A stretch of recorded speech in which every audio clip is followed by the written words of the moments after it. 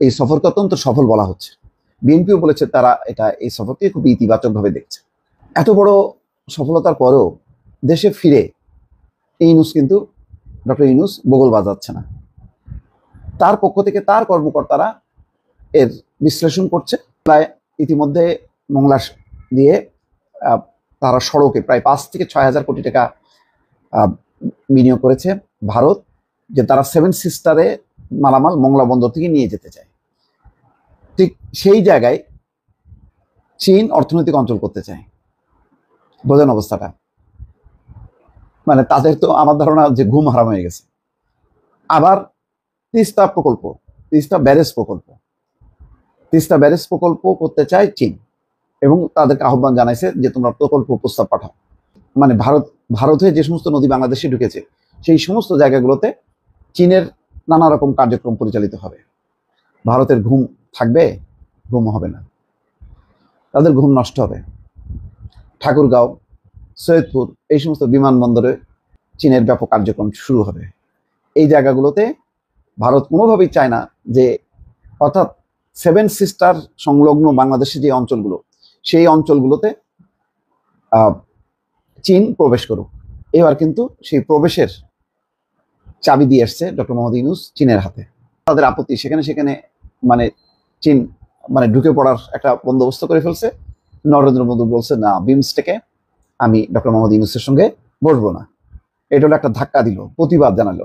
মুখে তো আর বলতে পারে না। বাংলাদেশ সীমান্ত অঞ্চলে বাংলাদেশ তার টেরিটরিতে কি করবে না করবে এটা তো কাউকে বলবে না। গেল এটা। আর একটা দেখেন, এবার চীন সফর নিয়ে সংবাদ সম্মেলন আয়োজন করছে ফরেন সার্ভিস একাডেমিতে। সেখানে কারা কথা বলতেছে প্রধান উপদেষ্টার high representative doctor Khalilur Rahman, তিনি ছিলেন প্রেস সচিব শফিকুল আলম, তিনি ছিলেন। তারা বক্তব্য রাখছেন এবং বলছেন যে পুরো দিকগুলো কি আলোচনা হয়েছে, কি আলোচনা হয়নি। এপ্রিলেই, গত বছর এপ্রিল গিয়েছিল, কিছু পায়নি। কিছু এমইউ স্বাক্ষর হয়েছে, এই সংস্কৃতি বিনিময়, এটা সেটা আলতু ফালতু আগরুম বাগরুম। আর অনুদান মুখে বলছে যে 1600 কোটি টাকা দেওয়া হবে, 1.6 মিলিয়ন। তখনই অনেকে হাসাহাসি করছে যে এগুলি বাংলাদেশের অনেক ধনীপতি আছে আর তার মাফিয়া যে ব্যবসায়ীগুলি আছে, এস আলম, বেক্সিম, ওদের কাছে চাইলেই তো এই টাকা দিত। ব্যর্থ হয়ে তিনি চলে আসলেন। এসে তিনি তার চীন সফরের সফলতা নিয়ে ওই তল্পি বাহক সাংবাদিকদেরকে নিয়ে গণভবনে মিটিং করলেন। প্রতিবাদ যেরকম করেন প্রত্যেকটাই ওনার সফল হয়। কখনো সেই সাফল্য তুলে ধরলো আর কি। হাস্যকর ব্যাপার, কোনো লজ্জা শরম নাই। যেহেতু যদি প্রেস কনফারেন্স না করে, প্রতিবার করে, তাহলে সবাই বললো যে ও আচ্ছা, তাহলে তো চীন সফর সফল হয়নি। একজন সাংবাদিক ছিল না সেখানে প্রশ্ন করবে, এতই যদি সফল হয় তাহলে আপনি সফর সংক্ষিপ্ত করলেন কেন? এই প্রশ্ন করার মতন কেউ ছিল না। কেননা ওখানে বাছাই করা সাংবাদিকদেরকে নেওয়া হতো, নিয়ে আগরুম বাগরুম প্রশ্ন করা হতো। দেখলেন ওই সফরেই তো ওই সংবাদ সম্মেলনে বাদলো যে মুক্তিযোদ্ধার নাতিপুতি পাবে না তো কি রাজাকারের নাতিপুতিরা চাকরি পাবে?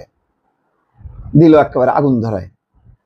একদিকে চীন সফর তো ব্যর্থই হলো, অন্যদিকে এসে নিজের পতনটা নিশ্চিত করলো।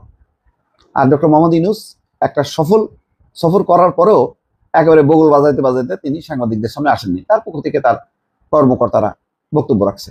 পার্থক্যটা এখানেই, শেখ হাসিনা আর ডক্টর ইউনূসের মধ্যে। আর ওই যেইগুলি ব্যাপারে ভারতের আপত্তি, সেই জায়গাগুলোতে চীনকে নেয়, এবার তোমরা করো। এবার এই হলো চীন সফরের 2টা বিশেষ দিক।